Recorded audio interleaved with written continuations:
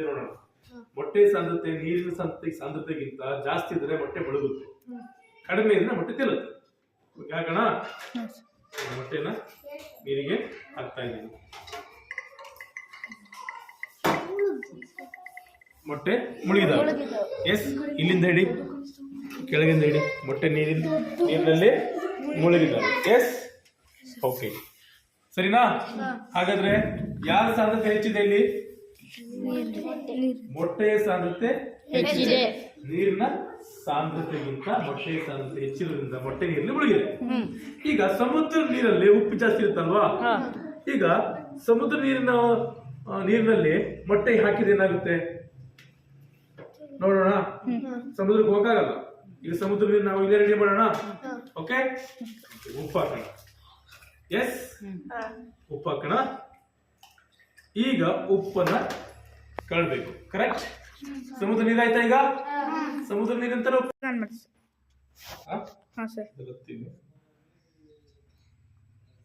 Petrol ಹತ್ತೀನಿ. S, ಈ ನೋಟನ್ನ ಈಗ ನಾನು ಬೆಂಕಿ ಹಚ್ತೀನಿ. ಪೆಟ್ರೋಲ್ ದೂರ ಇಟ್ಕೋಬೇಕು. ಎಲ್ಲ ದೂರ ಇರಿ, ತುಂಬ ದೂರ ಇರಿ, ಎಲ್ಲ ತುಂಬ ದೂರ ಇರಿ. ಬೆಂಕಿ ಹಚ್ತೀನಿ. ನೋಟ್ ಸುಡೋದಿಲ್ಲ, ಬೇಕಾದ್ರೆ ನೋಡಿ. ಹಾಗೆ 2000 ನೋಟ್ ಸುಡೋದಿಲ್ಲ.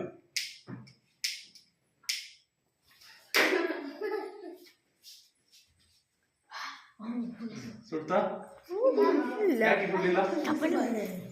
ಯಾಕೆ ಸುಡ್ಲಿಲ್ಲ? ಅದ್ರ ಮೇಲೆ ತುಂಬಾ ಚೆನ್ನಾಗಿತ್ತು ಅದು.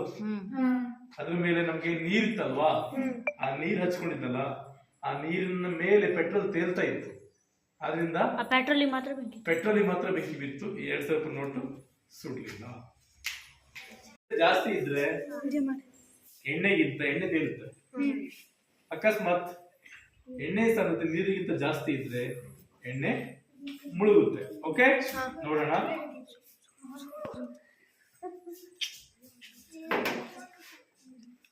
ನೋಡಿ, ಎಣ್ಣೆ ಮತ್ತೆ ನೀರು ಬೇರೆ ಪದರ ಆಗ್ತದೆ ನೋಡಿ. ಎಣ್ಣೆ ನೀರಿನ ಮೇಲೆ ತೇಲ್ತಾ ಇದೆ. ರೈಟ್? ಎಸ್, ಎಣ್ಣೆ ಹಗುರದ ನೀರಾಗಿರೋಣ.